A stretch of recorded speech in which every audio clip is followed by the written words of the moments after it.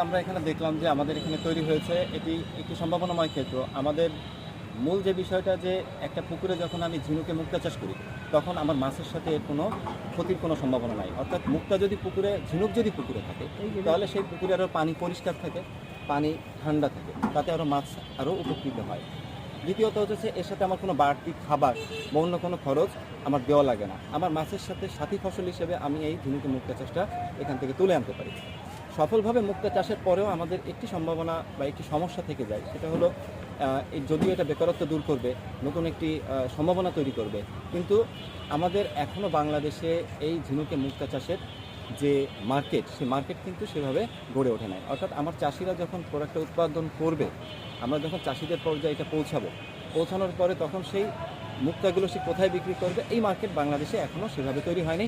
আমি সরকারের কাছে অনুরোধ জানাবো, আমাদের প্রকল্প দপ্তরের কাছে অনুরোধ জানাবো, মৎস্য মন্ত্রণালয়কে অনুরোধ জানাবো, যদি আমরা এর মার্কেট তৈরি করতে পারি, তাহলে আমার বিশ্বাস যে হাজার হাজার বেকার যুবক আমাদের এই যে ঝিনুকে মুক্তা চাষ, এই মুক্তা চাষে তারা উদ্বুদ্ধ হবে, তারা এই মুক্তা চাষে